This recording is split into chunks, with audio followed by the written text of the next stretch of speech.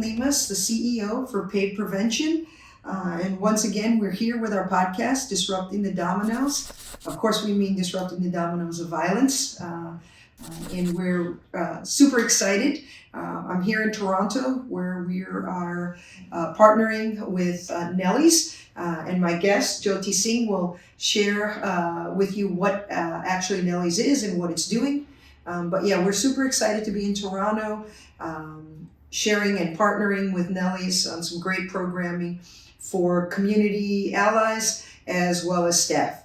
So with no further ado, I'd like to introduce our guest today, Jyoti Singh.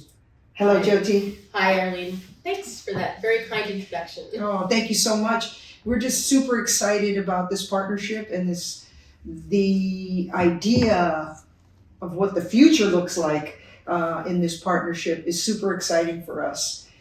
It wasn't something that we envisioned as we started looking for clients and looking for partnerships. And the way this all came together just seems like it was supposed to happen. So we're pretty excited about it and the opportunities for working with you in the future. Do you mind sharing with our audience what Nellies is, how you came to Nellies, a little bit about yourself and a little bit about the organization? Sure. So I came to Nellies 2 years ago, a week before COVID hit. So it has been a wild ride the last couple of years, not only to become, the executive director for this amazing organization, but to also be then exposed to a worldwide pandemic and trying to work within that, the implications that has had for women and violence against women, gender-based violence. There's been some serious implications in an explosion of that during the pandemic. And then on top of it all, we also were in the midst of building this brand new shelter. So we were in the middle of a construction project during this time. My background has always been in social services and business. So I've got an entrepreneurial side as well as the social service side, which is kind of interesting because I think PAVE is kind of on that model as well. Yes. And I think it's taken years for a lot of people in the social service sector to understand how important it is to have that entrepreneurial spirit. And it's really important, especially in the structures that we work in, because you have to play by the rules, or you need to at least look like you're playing by the rules in those setup structures and systems. I've operated a number of businesses with my husband in the past, and I've always also been involved in social services.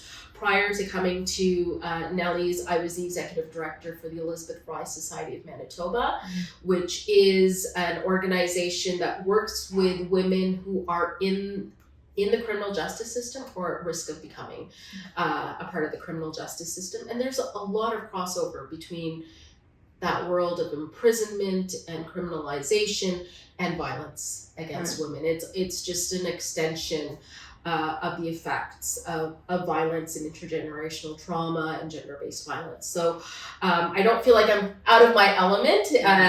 And I'm back. I'm in Ontario. I was born in Ottawa and part of Ontario, and I'm back in Ontario now. Very happy to be to be here. And Nellies, I've known about Nellies for about, I would say, 20 years. When I was living in Toronto, I was at a university and I moved to Toronto, and I applied to be a board member for Nellies.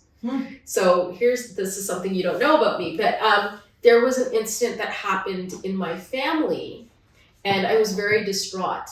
And I was very distraught because I couldn't be there, and the violence happened.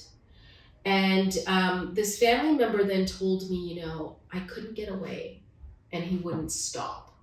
And I wasn't there, and I thought.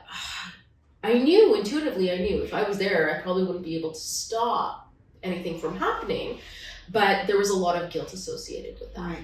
And I felt like I needed to do something. And so Nellies was really well known. Nellies was at the forefront of, gender-based violence. and they were looking for board members. So I applied, became a board member. This is not a happy story. So I felt good. I did something, right? Like I'm doing something proactive. I'm gonna give back. And then the next 6 months, I didn't go to a single meeting, and then they kicked me off the board. I was quite young at the time. I had a new baby, so I give myself a break on that. Right. I forgive myself for that. And I realized it wasn't really about Nellies, it was about me and trying to deal with my guilt by that event. But I'm a strong believer that things happen for a reason. Yeah. Fast forward 20 years later, and now I'm the executive director of this amazing organization, which awesome. I never thought would have happened. And there are so many people who don't deal with their guilt in the way that you did. I mean, you were proactive in trying to deal, with. And then I did nothing. I don't know about that. I mean, clearly you stayed on the path for social good. It brings me up to something that I say all the time. I probably say it every podcast. And that is that once again, we're seeing how the dominoes continue to fall and impact more people when it comes to violence. So here you were not there, you were far away, but it was a family member who altered your course of your life because of a violent event. And I know some people may feel this is over dramatic, but I really do believe that violence is impacting our lives every day, and it's robbing us. It's robbing our community and our society. It's robbing people of being the best mother they can be, the best father, the best daughter, the best boss, because we're not proactive in preventing it, and that's what I feel like so impassioned to do with PAVE. But yeah, I just see it again with almost everyone that comes on our podcast. There's a story, and I'm sure there are 10 more in your life experience where violence has had an impact on you or your loved ones or caused you to shift. Absolutely. It weaves into our lives, and we don't even realize it because it's on some level it's normalized. Yeah. And when I did join Nellies, the other thing that was really getting to me is that I had a baby girl. Mm-hmm. And I felt like this responsibility in the world. And, I have a South Asian background. I was born in Canada. My husband is from India. And when he and I met and we were talking, I said to him, this was very foreign. I give my husband a lot of props. He's way ahead of thinking of what you would stereotypically think of a South Asian man. And I remember, we were talking about what do we want from life? And I had a few things. I'm like, I want to travel and I want my kids to travel. And, I will respect you if you respect me. And if you ever lay a hand on me, I'm calling the police. And then he said, for him, that was like, he'd only been in Canada for a year. He was here as an international student. And it kind of made him smile, right? And he's like, you won't even give me one chance? Like, you're not going to even give me a grace, right? And so I was a little taken back, and I'm like, no, I was very serious. And he was like, okay. And so, but the interesting thing about that, I don't know if he was serious about will you give me that one chance or not? But I am so thankful of my presence of mind to have set that boundary at the beginning of our relationship. Not that I don't think he ever would, he's not that type of guy, but it's those experiences in my life and things that I've witnessed that it was at my forefront. Right. Well, good for you. Good for you that you were able to translate those experiences and be able to set a boundary. Yeah. It's a shame. I anxiously await the day where that doesn't have to happen. Where that doesn't have to happen. So tell me a little bit more about what your goals and what your thought process was when partnering with PAVE. I know that you extended your training. We have two cohorts here, two different cohorts of training. Earlier this week, we did training with your community allies. Thought that was really interesting that you opened it up to your community allies. And then later this week, we're doing your staff. So if you could just share your thought process on what your goals were with that. Well, let me just backtrack a bit and tell you a little bit about Nellies. So Nellies is named after Nellie McClung, who's this firecracker trailblazer on women's rights and issues in Canada. She's from Manitoba. I believe she's from Manitoba, fought for women's right to vote, and just a lot of great things and reasons to make her the namesake for this organization. The organization started about 49 years ago. Next year is our 50th anniversary. Wow. And we started as an organization for homeless teens, for pregnant teens. But as the staff were supporting those women, they started to realize that there were a lot more older women that were coming in. And there was a lot of instances of violence. And back in those days, in the 70s, Toronto didn't actually have a women's shelter. So Nellies was kind of like the first one on that. And, you know, over the years, so we started with 16 beds. When I joined Nellies, we're at 36 in a building that was not adequate, and this construction started. We're at 36 beds from that heyday of 16 beds. We're at 36 beds, and now we have an adequate building. But it's been 15 years and we're still talking about violence against women. Right. It's been 20 years since I reached out to Nellies because I wanted to deal with my guilt. And we're still talking about violence against women.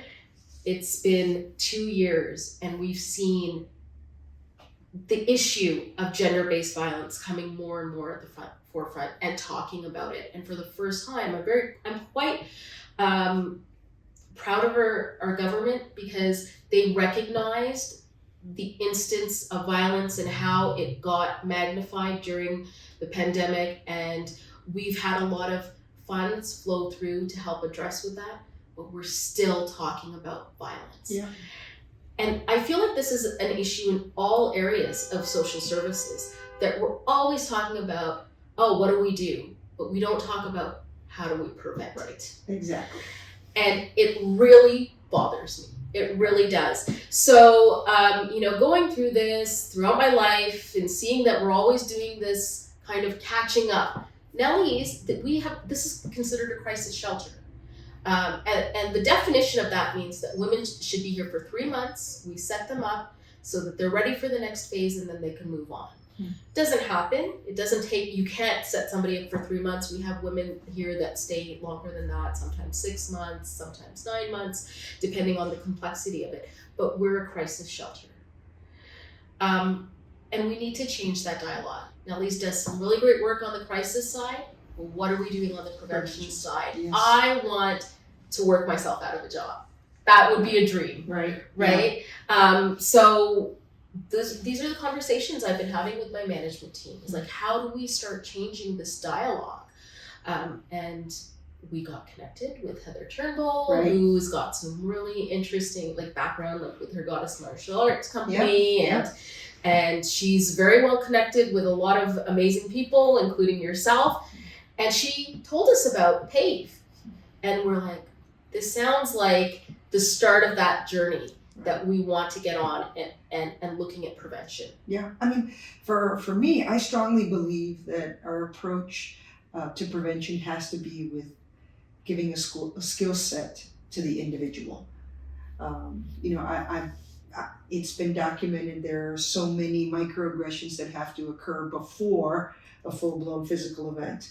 So if we can give the skill set to the individual to, at the third microaggression or at the fourth, non-physical event, to be able to warn that off, that's the idea, So yeah, we believe strongly in the same thing. We're looking at this in the same way. And I think that this week is the start of that relationship where we're instilling a skill set in the individual. And I'm excited about it. I'm so excited. So if I can ask you, for PAVE, we're working to reduce violence in the workplace. So we're this partnership with Nellies is very unique. Of course, we're trying to create a safe workplace at Nellies for your staff and your clients. But we're also looking to become a facility to encourage more training. And for Nellies to become that spot for continued education on the topic of violence prevention. So please share what your goals are with that or how you envision that. I don't want to get ahead of ourselves, right? I don't. I really don't. But I'm a dreamer. And if I, if I were able to make my dream into a reality, is that that Nellies would be a center of expertise, knowledge, and support. Because I agree with you. I'm not going to prevent anything. Much like yourself, I truly do believe that I don't have that power to prevent. Well, I don't know if that's what you were trying to imply, but I know I don't have the power to prevent violence. What I do have is that I'm blessed to be in a position in my life and in my career where I can start putting together resources to help women or others empower themselves. Right. And really, it's their journey, it's their path, it's their decisions on how they're going to do it, and we're just a conduit. And that's something we tell our funders all the time too. We're the conduit. Like, we have women, we'll give them, Christmas gifts at Christmas, and they'll be, thank you. And I always stop them. I'm like, you need to stop thanking me, because it's not me. It's all those people out in the community that are thinking about you during this time, Right. that have brought this out. So, those are the people that you need to thank. And so for us at Nellies, like, I know that we will not have necessarily the power to prevent, but we can be that conduit. Right. And we're hoping that we could be that knowledge center and that conduit for Canadians to start changing the dialogue on violence. Yeah. That's really our goal. And I didn't know how we were going to do it. I knew that we were going to go down this path, but then when we got connected with PAVE, it was like, okay, I see the road now, and this is an absolute possibility. Yeah, I do see what you're saying, that, we can't systematically end violence, right? The systems are, it's an uphill battle, right? When I was advocating for athletes throughout the Olympic movement, especially within the sport of Taekwondo, it was pushing the ball up the hill and trying to make the change that I felt could have real impact.